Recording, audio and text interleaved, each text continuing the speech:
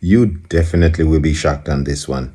This man explains why black people are originally not from South Africa. Black people are not the original inhabitants of South Africa, which, in fact, they're realizing that now. When they claimed that they owned all the land, the original inhabitants, of whom there are not many left, said, excuse me, no, we were the original inhabitants. You guys were migrants here as well, which they were. Okay, the original inhabitants of Southern Africa are called the Khoisan.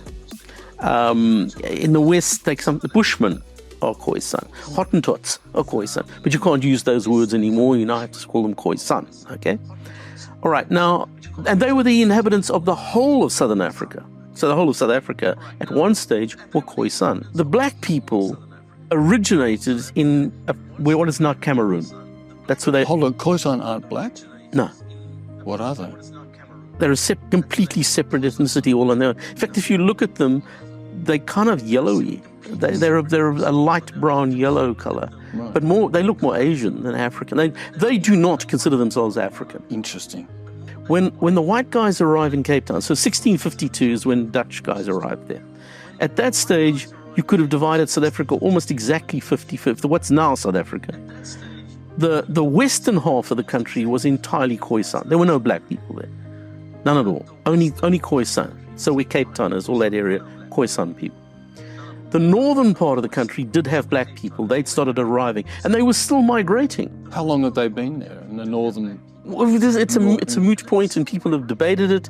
It would seem that black people had probably started arriving in the northern parts of South Africa maybe 1,000 years, something like that, about 1,000 years before whites got there, right up in the north, okay? And they've been slowly moving south because it's an empty space. I mean, one of the things about Africa is it's very empty. Up until the 1950s, Africa was very empty. It's the population exploded because white colonists, the naughty white colonists, put hospitals there, and there's been this huge population explosion since the 1950s. But Africa was really very empty up until then. And so tribes moved around and just occupied new empty territory. So the guys coming down from the north, who called the Bantu, it's called the Bantu expansions, when black people came out of the Cameroons, they'd been occupying South Africa and moving systematically south, down the east coast of South Africa. They were pastoralists, am I right? Yeah, they were pastoralists, yeah. Whereas the Khoisan were hunter-gatherers. They were like aboriginals, okay, so they hadn't become pastoralists yet. The black guys are migrating down from the north and settling, doing exactly what white guys are doing. So white guys, the Dutch guys from Cape Town, were settling by moving eastwards.